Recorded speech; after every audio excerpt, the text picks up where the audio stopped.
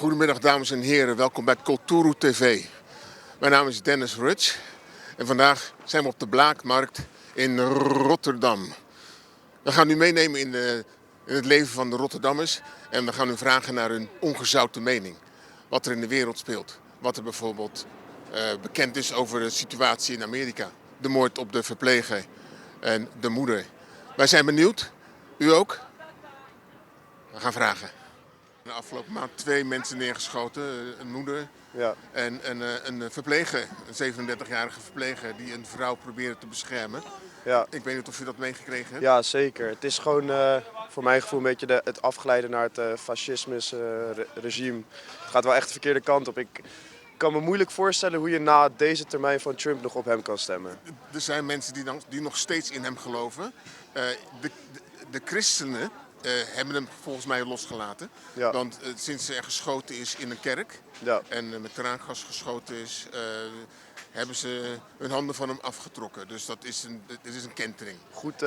Goed vooruitgang. Toch? Is dat, ja. Want het is eigenlijk, ja, je zou het een failed state kunnen noemen. Ja. Zoals ze dat Zo goed als. Het gaat wel die kant op inderdaad. Het is echt down the drain. Ja. En ja, hoe zie je dit verder gaan? Nou ja, ik denk dat hij wel gaat proberen om een derde termijn vol te maken. Dus dan eerst J.D. Vance laten gaan voor president. Als hij wint, stapt hij af en dan moet de vicepresident Trump weer opstappen. Maar ik hoop dat het hem niet gaat lukken natuurlijk. En anders dan wordt het misschien wel een civiele oorlog, burgeroorlog. Maar dat zou wel kunnen, maar het is ook onconstitutioneel natuurlijk. Het kan helemaal niet. Nee, het kan niet, maar dat maakt hem geen reet uit. Hij zou de wet moeten aanpassen. Ja, maar ik zie het hem zo doen. Nou, de backlash is natuurlijk niet van de lucht. Hè? Ik bedoel, wat er nu gebeurd is in Davos.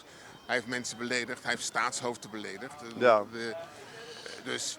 Maar ja, hij heeft ook natuurlijk veel media in de handen. En de Amerikaanse mensen die zoeken hun nieuws niet bij allemaal verschillende bronnen. Maar die krijgen 1 zender binnen Fox. En die krijgen dat allemaal binnen. En die geloven daar gewoon gelijk in. Maar heb je meegekregen dat Fox hem ook heeft gedumpt? Dat heb ik niet meegekregen. Ja, Fox heeft een blackout gehad. Die heeft gezegd van dit laten we niet zien. Nou, dat is ook weer een goede vooruitgang. Dus ik hoop dat het allemaal goed gaat. Nou, dat hopen we ook. Ja. Kijk, ja? top. Dankjewel voor het kort gesprek. Yes. Succes man. Misani na senang mi tampe, maar mi wan trampe, maar trawang. Want trouwens, Omdat ik ben een paar keer daar geweest en het heeft me goed gedaan. Vorig jaar ben ik nog geweest. ja? Mijn dochter doet studie. Maar in Spanje? Nee, hier. Ze is bijna klaar. Onderwijswetenschapper. Ja, en dan wil je... Als ze klaar is, willen we dan nog 2,5, 3 jaar nog hier. Dan gaan we weg. En wat je hebt iets op het oog, zo te horen. Andalusië, in het dorp. Andalusië in een dorp. Of een ander dorp van Spanje. Maar ik ben altijd heel jong naar Spanje geweest vaak. Maar waarom? Omdat ik heb het hier gezien. Je kan voor vooruitstreving gaan hier in Holland. Maar niet op de lange termijn nog hier in de kou, laten we zeggen, kraperen. En waarom niet? Omdat het ongezonde lucht hier. De witmans zijn niet verdraagzaam meer van onze gekleurde mensen. Ik hou niet van blakke man zeggen, ik hou van gekleurde mensen. Vind ik een beetje beter. Dat is het weer. En ik ben hier natuurlijk vanaf mijn 9,5 jaar woon ik hier. Vanaf uw 9e woont u hier. Ja. En al die tijd heeft u goed geleefd en goed gewoond? Ja, en het gaat ook goed. Ik heb net €100 gehad. Ja. Dat vind ik ook weer leuk. Maar goed, het gaat erom van... Op lange termijn ga je niet happy meer hebben. U bent niet, en waarom bent u niet happy? Niet meer zoals het toen was, de jaren 80. Het is een verandering. Omdat er komt heel veel doorstroming hier binnen. En je hoort van alle signalen dat het niet meer als vroeger was, Suriname. En met doorstroming bedoelt u? De andere mensen van andere landen. En dan willen ze altijd zeggen, de witmans van Lukene, het is gewoon dat ze krijgen snelle huis. Altijd de gekleurde mensen de schuld geven en andere buitenlanders. Het is altijd al laatste paar jaren bewezen en je merkt het ook. En daar erger ik me aan, ik hou daar niet van. Dus die dingen ben ik beu. En daarom gaat u weg? Ook dat, ik verdraag niet meer, want Mogiel man kofu. Maar waarom? Als ik het niet meer kan inhouden, om jou te zeggen van hou ook alsjeblieft op. Want je weet niet wat ik hier ben komen doen, wat ik heb bereikt. Ze denken altijd dat we hier kunnen pakken, maar het is niet meer pakken. Het is meer inleveren geworden. Maar u werkt toch? Ja, maar het gaat niet om werk. Het gaat Je moet alles inleveren wat je verdient. En die tijd heb ik gehad. En gelukkig, als je een appeltje voor de dorst hebt, ben je happy persoon, toch? Ja. Dus dat geef ik al onze gekleurde broeders en zusters door.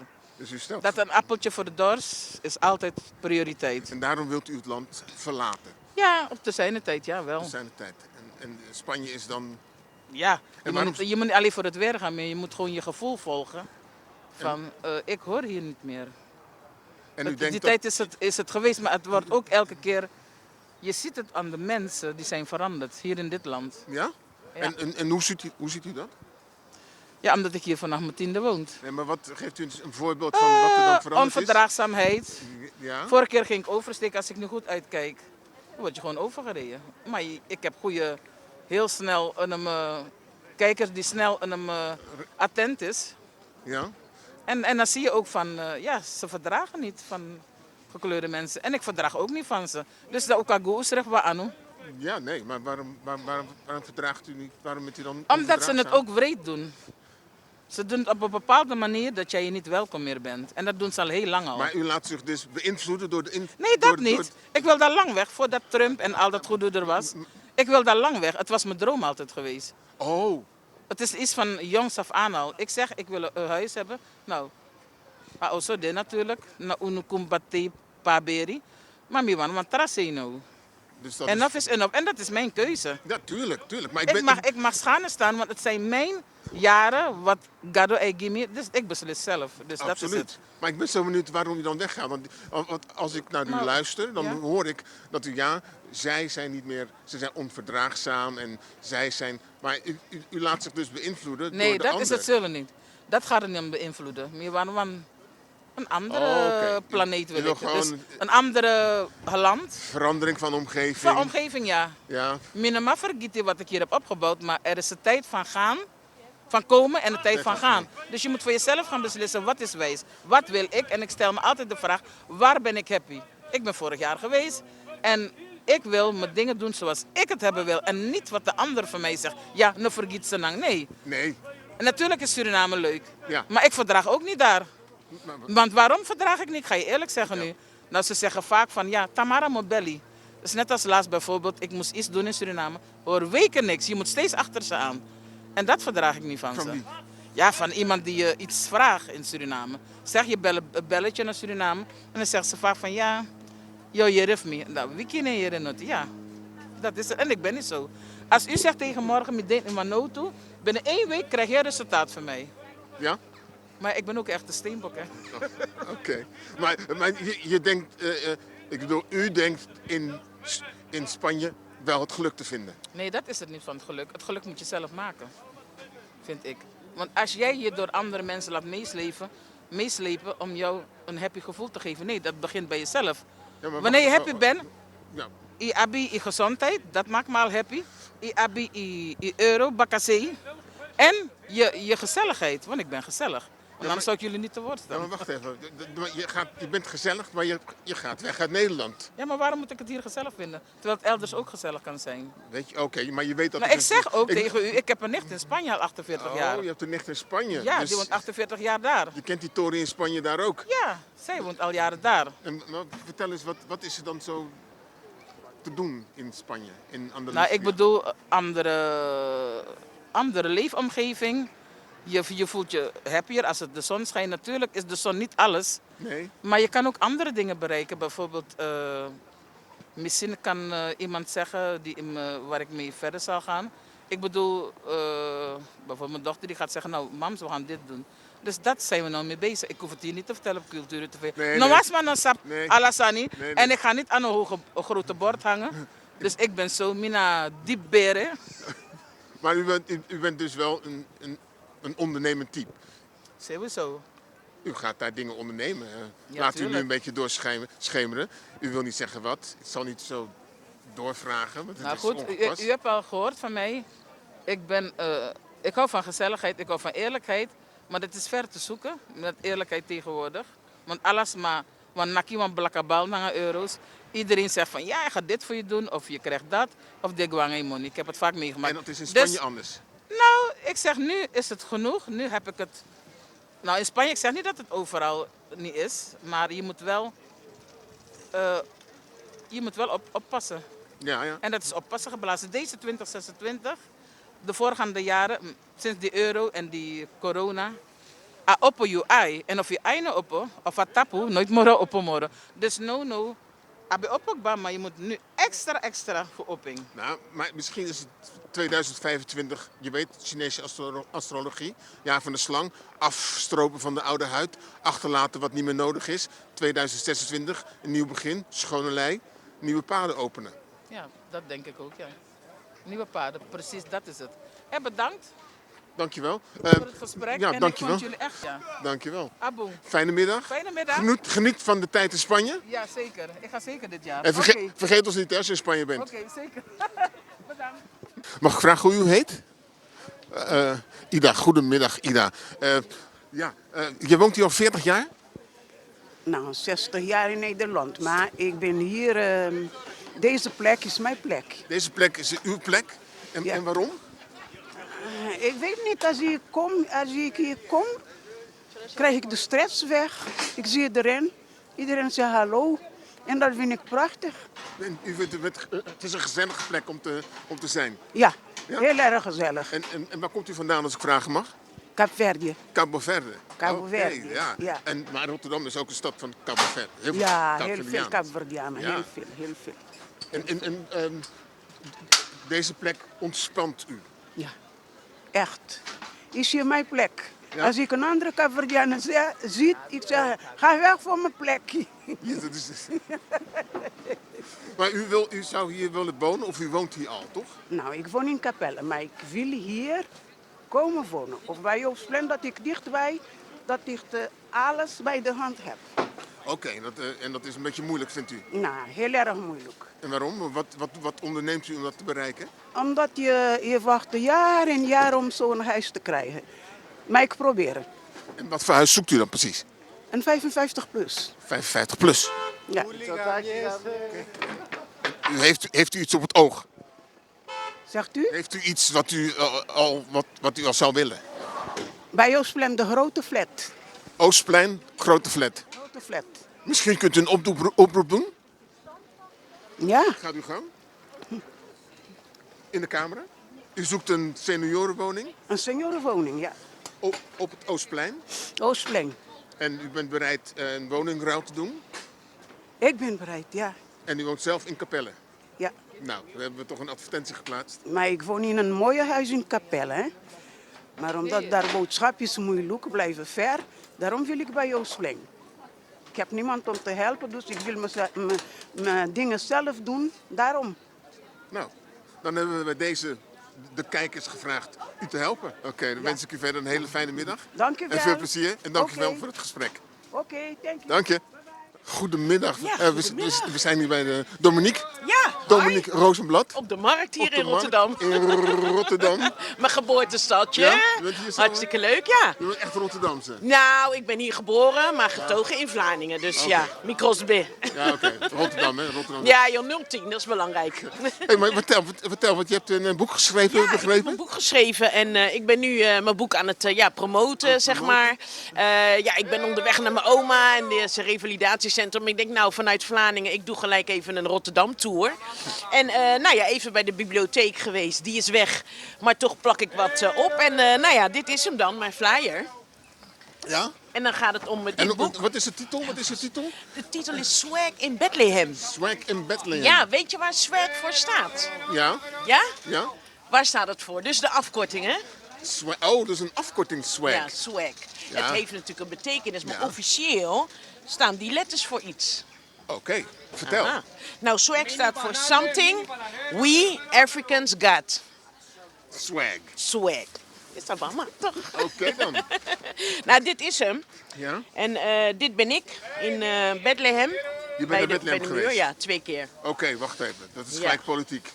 Je bent bij de muur geweest. Ja, Je bent- weet je, het is jammer dat je gelijk zegt politiek, want dat is het niet. Het is het heilige land, hè. Ja. En God doet niet aan politiek. Ja, maar wat ik wil zeggen... Ik snap wat je maar bedoelt. ik dacht dat je die muur, bij die andere muur, waar al die Amerikaanse politici direct naartoe gaan wanneer ze verkozen zijn. Maar dit is de Palestijnse muur, zie Dit ik. is de Palestijnse muur. Oké. Maar het is wel de Segregation Wall. Ja. Inderdaad in Israël-Palestina. En ik ben daar 2 weken geweest. Ja. En daar heb ik bij christelijke Palestijnse gezinnen en islamitische gezinnen in gewoond, zeg Ja. maar. En eigenlijk was het in de eerste instantie voor een ontwikkelingsproject. Ja. Dus voor een uitwisseling met jongeren. Dus het is al heel wat jaren geleden, ondertussen 18 jaar. Want ik was toen net 30 zou ik worden. Maar ik vond het zo bijzonder om in dat land te zijn en om te zien wat daar gebeurt. En te zien hoe dus de jongeren in een bezet gebied leven. En ik als Surinaamse, Surinaams-Nederlandse, die hier in Nederland is opgegroeid, ja, eigenlijk met stomheid was geslagen over wat daar gebeurde. En hoe het in Nederland eigenlijk helemaal geen spreekstoel heeft. Mensen vieren kerst. We hebben hier inderdaad wel enigszins saamhorigheid met alle religies. Ja. Maar toch, als je de kerken inkomt, dan is het allemaal heel Israël. Maar het heeft toch een hele andere beschrijving van die bakermat van de beschaving. Ja. Zeker nu, na oktober. Nou ja, na inderdaad wat er in Gaza... Of nou ja, niet na, want het is nog gaande. Maar wat er in Gaza gebeurt. Dus eigenlijk is mijn boek continu actueel. Ja. Want toen ik daar was, in 2007 en 2009... brak er ook oorlog uit in Gaza. Ja. En hoe jammer is het eigenlijk dat toen ik mijn boek schreef... ik het verhaal alweer vertelde, of al vertelde... en dan zoveel jaar later dat we het weer meemaken. Ja. Dus het houdt nooit op. Maar ik moet wel zeggen dat mijn boek echt gaat over hoe ik daar heb gelopen. De mensen die ik daar heb ontmoet. De gesprekken die ik heb gehad. Maar ook alle heilige plaatsen die ik heb bezocht. En heb je contact gehad met zwarte mensen bijvoorbeeld daar zo? Ja, zeker. Ik ben in Artas geweest. Ja. En ik heb hier ook in het boek, dus als ik ga eventjes naar pagina 106, 107. Daar heb ik ook de kaart van Bethlehem in laten zetten. Ja. En waarom? Omdat ik het ook belangrijk vond dat mensen, terwijl ze mijn waargebeurde autobiografisch verhaal lezen, dat ze ook kunnen zien waar ik dan heb gelopen. En dan zie je hier Artas, helemaal onderaan. Dus helemaal het zuidelijkste puntje van Palestina, Israël. Ja. Daar woont nog een hele grote zwarte beschaving, zeg maar. Een samenleving. Ja. En toen ik daar kwam, toen was die man zo onder de indruk. En die zei, you're my daughter. Dus hier wonen nog eigenlijk de oude Afrikanen. De oude Israëlites, om het zo te zeggen. Want we moeten toch eerlijk zeggen dat Palestina, Israël, het is Afrika. Het is Afrika. De geografische kaart is natuurlijk helemaal aangepast ten gunste van... Nou ja, we weten wie we bedoelen. Ja. Dus vandaar dat ik ook heb gezegd... Something we Africans got. The one love, the pride, the history in Bethlehem. Wat ze ontnomen. Precies, hebben ontnomen. En waarin we dus eigenlijk scattered zijn. Hè? Wij bruine, melanin, de black people. Ja. We zijn eigenlijk na alle kolonialisme, na alle slavernijtijden. Men kan wel zeggen, het is zoveel jaar geleden. Maar het is actueel, want ik heet Rozenblad. Ik weet niet wat jouw achternaam is, maar... Mijn achternaam is Rutsch, maar het Oké. is tot op de dag van vandaag nog aan de hand. Absoluut. Want ik weet niet of je dat meegekregen hebt, dat zwarte Ethiopiërs die bijvoorbeeld naar Israël gaan, Ja. die vrouwen zijn zonder dat ze het wisten gesteriliseerd. Precies, en dat is eigenlijk niet alleen bij hun, maar dat gebeurt nog steeds, Ja. zonder dat we het weten. Ja. Dat we op bepaalde manieren doorvoeding, dat we de pineal gland hebben gewijzigd gekregen. En inderdaad, kijk, tuurlijk, we mixen. Hè. Ik ben ook gemixt, dat blijft gaan. Ik bedoel, One Love is dat je met iedereen door de zee kan. Maar het is nog steeds actueel over hoe we moeten blijven... bondroeën, zeg maar. Hè? Dus samen blijven komen. En de wet van vergadering is ons afgenomen. Maar is het niet lastig om te binden als je ziet wat er in de wereld aan de hand is? Als je ziet wat er bijvoorbeeld nu in Gaza gebeurt. Dat witte mensen, ik heb niks tegen witte mensen, maar het zijn witte mensen die daar een stuk land bombarderen. Ja. En dat een president van een land daar zaken gaat doen, alsof er Kerstmis is? We moeten wel wat dingen onderscheiden. Je begon inderdaad met politiek. Er is een stukje politiek. Een groot stuk eigen belang van wat daar te halen valt. De oorlog in Gaza is niet alleen maar religieus of politiek. Het gaat ook om belang, om geld, economische voortvarendheid van inderdaad de Joodse kolonisten, de Israëlische orde. Dat is ook belangrijk. Of de kapitalisten. Hetzelfde gezegd, inderdaad. Want inderdaad. Trump is geen Jood. Het is gewoon een kapitalist die uit is op geld. Ze vereenzelvigen zich inderdaad met de Joodse bevolking, maar met de nieuwe Joodse bevolking. Want de eerste Israëlieten, de eerste Joden, dat zijn toch hele andere kleurige mensen. Dat zijn zwarte mensen. Precies. Dat weten de mensen die weten waar het over gaat. En dat is waarom ik mijn boek heb geschreven en dat dat ook daarin voorkomt.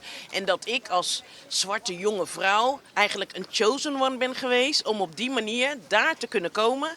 En nog steeds het woord eigenlijk verkondigen. Want als we het hebben over Jehoshua, Jesu, dan is dat one of ours. En dan was het een black man. En dan kunnen ze die wel hebben vereerd en verwittelijkt in de kerken.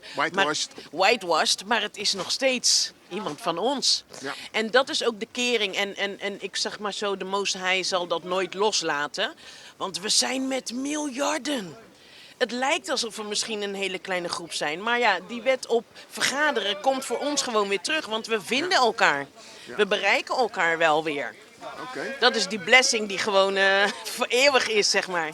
Nobody touch that. Maar je klinkt zo positief en zo hoopvol. Ja, I'm blessed. Dus dat is denk ik, als je gezalfd bent door de Most High zelf, dan heb je een bepaalde dankbaarheid en een bepaalde kracht, omdat je weet dat je bent gekozen. Maar hoe zie je dan, hoe zie je wat er nu in Amerika gebeurt? Ik bedoel, daar lopen ook zwarte mensen rond. Chosen ones. Ja. Hoe kijk je dan tegen zo'n Trump aan? Hoe kijk je tegen een Netanyahu aan? Weet je, kijk, ik zeg altijd, we kunnen niet doen wat Gods werk is. Wat God van plan is. Zijn plan is ondergrondelijk. Gods wegen zijn ondergrondelijk. Dus daar kunnen wij niet op voorzien. Dat kunnen we niet van tevoren weten. Maar dat moeten we daar laten. En we weten al miljoenen jaren dat de mens is eigenlijk degene die het bloed vergiet. Dat is nou eenmaal zo. Maar als je het klein houdt in je eigen buurt, in je eigen neighborhood en je laat je niet te veel afleiden, want het is allemaal afleiding. Dus het moment dat je dat niet laat doen, weet je, die motherfuckers komen wel tot de Judgment Day. Dat is niet meer aan ons. Maar als je het klein houdt, je eigen familie, je leert ze de Surinaamse cultuur, waar ze vandaan komen, de Afrikaanse cultuur, op de werkvloeren, laten we onze kinderen iets nieuws meegeven. Hè? Dat niet onze kinderen weer die generatie wordt van raddraaiers, criminelen. Weet je, laat ze lezen, boeken, laten we de knowledge geven. Want gnosis is eigenlijk de eerste zalving wat de mens heeft gekregen, samen met creativiteit. Dat is echt een godsgeschenk. En dat moeten we gewoon meer laten weten, meer laten zien. En daarom loop ik hier met mijn boek. Dankjewel. Ja, alsjeblieft. Goed betoog. Dank je. Ik ben helemaal bij. Ja, toch? Ja. Dank je wel ook voor dit. De commercie heeft natuurlijk ook een plek, begrijpelijk. Absoluut. Dankjewel voor je college. Ik hoop dat ik in april naar Suriname mag gaan. Dat ik mijn vader daar nog een keer mag brengen. Oh, oké. Dus ik zou wel willen vragen of ik dan ook met jullie even een selfie mag maken. Of in ieder geval met jou even, toch? En de regen is een zegen, hè, zeggen we. Televisie is geen nieuws. Het is gewoon indoctrinatie van de mens. En hoe verklaart u dat? Kijk, alles dat ze naar voren brengen, het kan leugen zijn. Op televisie? Het is net als internet. Ja. Het kan leugen zijn, maar hoe kan je dat nu gaan nachecken? Maar heb je niet het vermogen om zelf te kunnen kijken wat waar is? Ik heb de tijd er niet voor. Je hebt de tijd er niet voor. Maar weet je... Ik kijk wel naar internationaal nieuws om te zien wat er is, maar ik oordeel zelf. Ja, en de indoctrinatie, wat heeft dat te doen volgens u? Het probeert de mens... Hoe kan ik dat nu zeggen? Probeert de mens eigenlijk... in hun richting te laten lopen. Ja, maar het geeft jou eigenlijk niet de mogelijkheid om zelf te kunnen indenken wat er eigenlijk gaande is. Want je hebt niet alle informatie. Maar dat is het dus aan de mens zelf om wel die informatie Begrijp ik. Dat is als je het naartoe kijkt. Ja. Als je het naar kijkt. Ja. Want als het dat niet is, heb ik de tijd er niet voor. Maar je hebt toch meerdere nieuwsbronnen? Correct, Je kunt toch gewoon refereren, correct. of checken. En dan ga je van de een op de andere en dan check je Ja, wat mogelijk is. ja. En ik begrijp, het is niet makkelijk. Het is helemaal niet makkelijk. Het is tijdrovend. Ja, nou ja. Laten we het zo zeggen. Ze hebben het op het NOS-journaal een keer gemeld. Hè? Volgens mij was het voorjaar 2002, lang geleden. Toen heeft mevrouw van der Stoel die heeft gezegd dat de Amerikanen moedwillig leugens de wereld in zouden brengen om de vijand in verwarring te brengen. Hebt u ooit een oorlog in Amerika gezien? Deki ukrabasi ano sheng Masapemba ano sheng Begadoti ano sheng Natambumfui ala. Ja, Waar? ja, nu, Nee. vandaag. Dus Nee. Er is Een oorlog, vroeg ik. In Amerika? een burgeroorlog. Nee. Ja, dus, ik lees het Wereldoorlogen. Ik lees Kijk, het er nog niet. Nee, het is nooit gebeurd. Want ze zoeken altijd om oorlog in jouw land te doen. Nee, maar- Of andere landen te Oh, doen. dat begrijp En ik. daar gaan ze naartoe. Wie heeft nu gezegd dat Amerika de politie van de wereld is? Dat hebben ze zelf gezegd. Oké, en dan is het afgelopen. Ja, dat hebben Dan ze- is het al afgelopen. Maar wat vind je van Amerika nu, op dit moment? Kijk, ik wou vroeger in Amerika gaan wonen. Ja. Maar met de politiek dat ik daarna had gezien, zei ik stop ermee. Ja. Want ze kijken altijd naar buiten, maar ze kijken nooit naar hunzelf. Ja, maar nu moeten ze... Kijk naar Los Angeles. Het is een miljonairsstad. Maar op de straat hebben ze bedelaars. Ja. Overal. Ja. En wat doen ze daaraan? Niks. Nee, maar Ze helpen hun niet. het is de Amerikaanse maatschappij. Ja, Het is een harde, dan moeten egocentrische ze daar blijven. Ja. En nu willen ze ook Groenland erbij trekken. Ja, maar dat gaat en zo- dat is iets Maar anders. dat gaat toch niet gebeuren? Ja, dat zeg je. Nee, dat gaat toch niet gebeuren? Ze zeiden ook, kijk, ze begonnen nu bij Venezuela. Al die andere landen in Zuid-Amerika gaan daar ook aan aanspreken. Denkt u? Ja, Ik denk want dat... als ze Venezuela zo binnen kunnen lopen, kunnen ze al die anderen ook doen. Maar denkt Ze u- hebben het met denkt- Argentinië gedaan, ze hebben het met Uruguay gedaan, met Nicaragua gedaan. En het gaat verder. Maar denkt u nou echt, u bent er dus van overtuigd dat de economische macht van de rest van de wereld geen invloed heeft op het beleid van de Ze Amerikanen? kunnen het doen als ze samen bundelen. Nee, maar Als ze dat is samen wat er nu bundelen, gebeurt, hè? als ze samen bundelen, kan het anders worden. en- Want dan kunnen ze ook meteen in één keer de economie van Amerika stopzetten. Die wordt nu al platgelegd, hè? Het kan. Het is zijn nog niet plat. er zijn economische boycott Ja, bezig. maar hoeveel? Ja, meer dan u denkt volgens mij. Maar hoeveel schade kan dat aanbrengen? Nou, als ze al die bonds verkopen die Amerika heeft uitgeschreven, al die leningen, dan zijn ze dus wel snel... Die Chinezen zijn aan het dumpen. hè? Nee, Ik weet niet, nee. ik weet niet Ja. Ik weet niet of u dat Daarom weet. vind ik ook het goede gedeelte van de Brexit. Dat vind ik ook goed. Want ze gaan... Wel, kijk, laten we teruggaan in tijd. Kissinger. Hij heeft eigenlijk de dollar gekoppeld aan olie. Vandaar dat ze nu wereldwijd dollars moeten gebruiken. Op het moment dat landen, ik zeg landen, laat me niet de persoon noemen. Landen zeiden dat ze geen dollars meer voor olie willen hebben, ze willen hun eigen geld. Is het een probleem voor Amerika? Meteen. Want ze zien verder. Ze zien op het moment als dat gebeurt, U heeft het over die BRICS. correct. Maar dat is ook een gevolg van hun eigen beleid. Ja, dat is het. Dat is een afrekening die zij zelf veroorzaakt Want zij hebben eigenlijk andere landen geboycott. Ja. En nu boycotten ze terug. Ja, Maar het scherpste is de dollar af te schaffen. En als de dollar afgeschaft wordt, dan moeten zij vechten om weer de economie voor hun land. nee, maar dan wordt het een derde wereldland. Het is al een derde wereldland. Want Nee, als ze hebben als niks. Ze hebben niks. Ze importeren alles. Maar, Nee, ze importeren niet. Ze pakken alles. Nee, maar ze importeren Ze natuurlijk. pakken het van Nee, maar overal. ze Ja, kopen- het ze komt... kopen het. Maar Wie? Ze produceren zelf Nee, ze niks. pakken. Ze pakken. Nee, nee. Ze, Nee. Kijk goed. Nee. Economisch gezien kopen ze het. Wij zijn gekleurde mensen. Ja, nee, maar om even correct te blijven, ze kopen het. Want ze kopen het de dollar. De dollar die ze zelf Wat printen. kopen ze? Ze kopen machines, ze Oké, importeren fruit.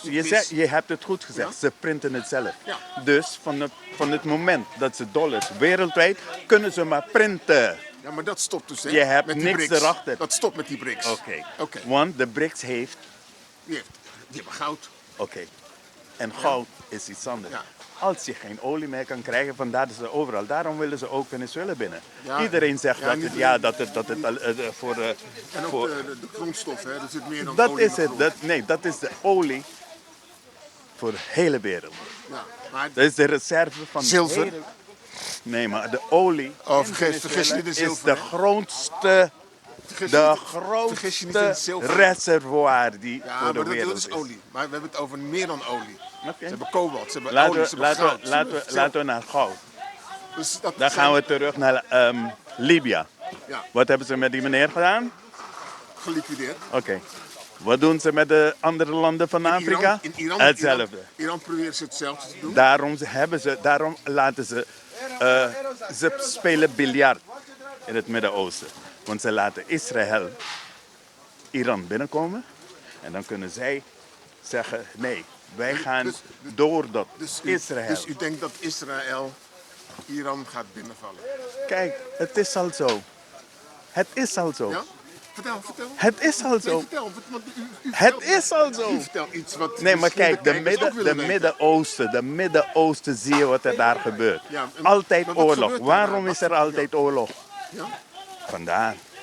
Wie heeft Israël dat land gegeven? Waar hebben ze het vandaan gekregen? De Engelsen? Door verschillende landen hebben ze Israël van Palestijnen een stuk gegeven. En nu willen zij alles. In het begin vorige eeuw heeft Engeland had Palestina aan Israël beloofd. Aan de Israëliërs. Een deel. En aan de Egyptenaren. En hoe Dus- kunnen zij iets beloven dat ze niet hebben? Wat ze niet, dat is waar Dat ik is naartoe het. wil. Ze hebben iets weggegeven waarvan ze geen Niet eigenaar van, waren. ja, correct. Ja, ze hebben het bezet. En dat is eigenlijk wat er overal gebeurt. Dus, Ze maken zich eigen van andermans goed. ja, maar dat is imperialisme. Doet dat. Moeten we Kolonisten daar, doen dat. kunnen we daarmee stoppen? Huh? Kunnen we daarmee stoppen, die imperialisme? Ja. Pas op. Oh, Hè? Kunnen we imperialisme afschaffen? Zullen we daar zo... Nee, nou, ik moet verder. Echt. Oké. Het is wel interessant met jullie. Nederland wil goud terugtrekken. Zeg eens. Amerika. Nederland wil het goud. Moeten ze het WK boycotten? Dat is niet op het nieuws. Ja, dat is even de ene. Dat is een hele goede vraag. Ja. Een hele goede vraag. Een hele Ze goede willen het WK boycotten. Waarom? WK. Door wat er eigenlijk overal gebeurt. Wat Amerika zelfs doet. Door het invallen van Nu de... halen ze handtekeningen op. Ja, om ja, WK het te is, boycotten kijk, als WK. dat is, Wat de, vindt u? dat is de mens. De bevolking doet dat.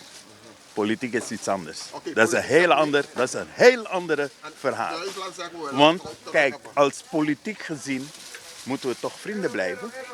We moeten toch vrienden blijven. En dat is politiek, oké? Maar het goud. Het houdt hierop. Sorry.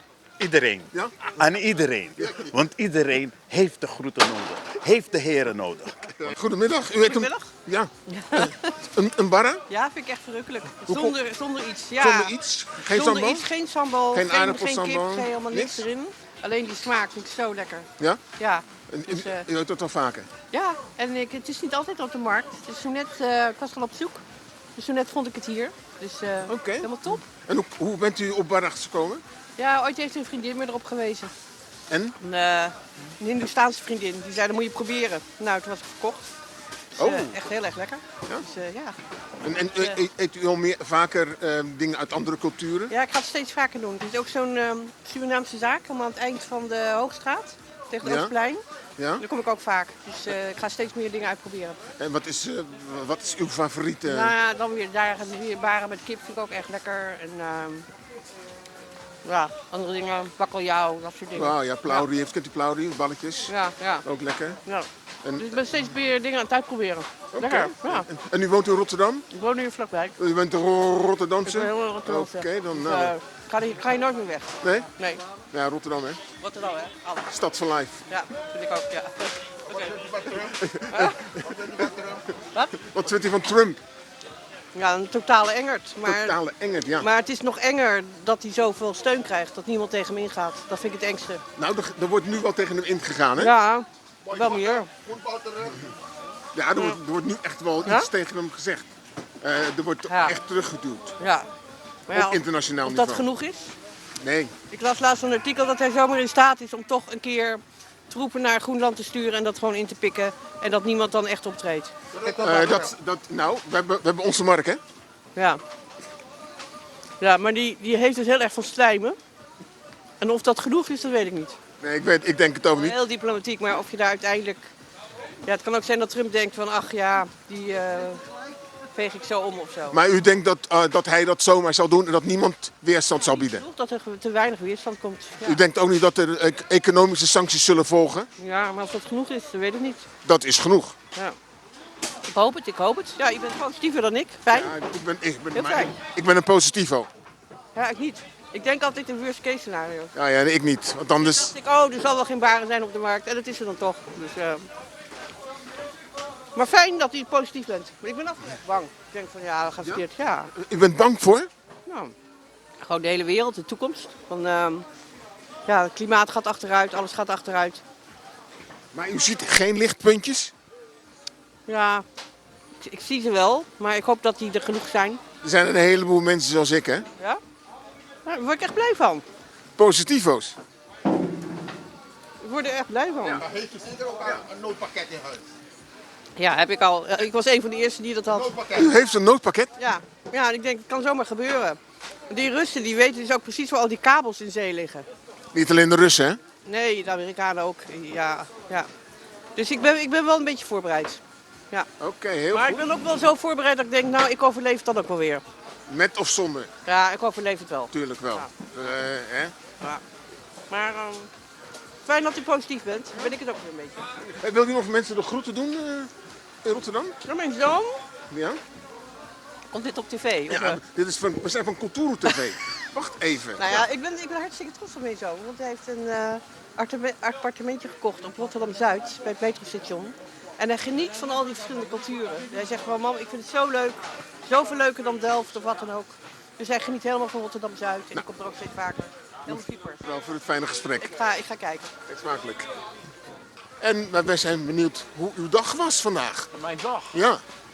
Ik kom net uit bed en ik moest nog even snel het einde van de markt halen. Ja. En het is me gelukt om inktvis te scoren. Oké.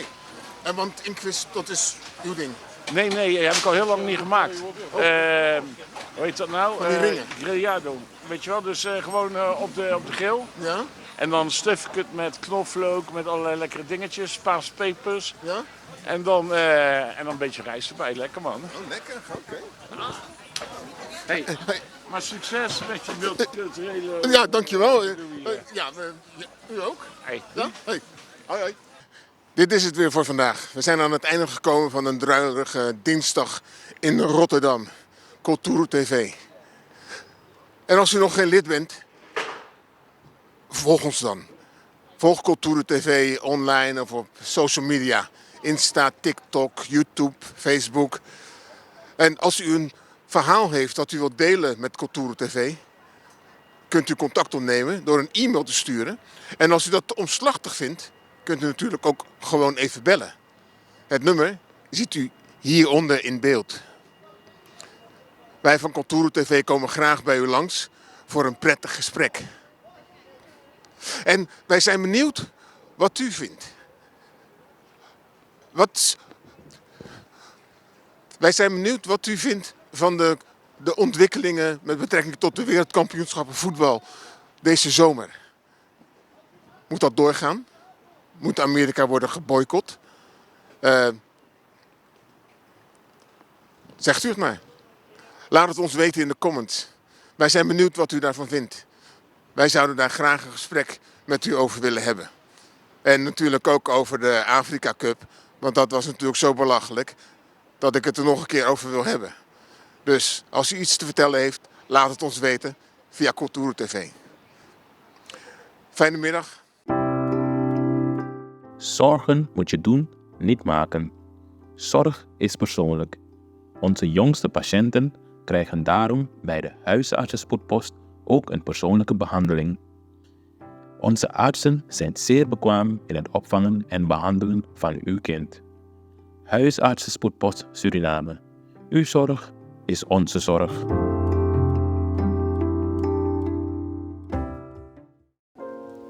Xyla-Care is natuurlijke self-care, geïnspireerd op de rijke kruidenkennis uit onder andere Suriname. Voor vrouwen die willen herstellen, ontspannen en in balans komen in elke fase van het vrouw zijn. Of je nu net bent bevallen, je cyclus wilt ondersteunen of gewoon goed voor jezelf wilt zorgen. Xyla-Care is er voor jou. Onze pure kokosolie is perfect voor de tere babyhuid en de verzorging van moeders. Onze theesoorten en vaginale stoomkruiden brengen rust, reiniging en herstel. Gun het jezelf. Of geef het liefdevol cadeau aan iemand die het verdient. Xyla-Care. Pure aandacht met de kracht van de natuur. Bezoek onze website op www.xyla.care en volg ons op Instagram en Facebook.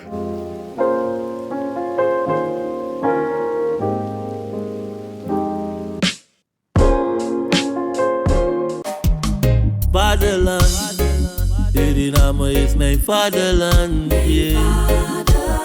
Vaderland, Suriname is mijn vaderland.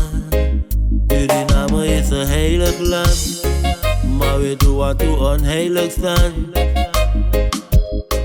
www.kulturu.com voor de generation them.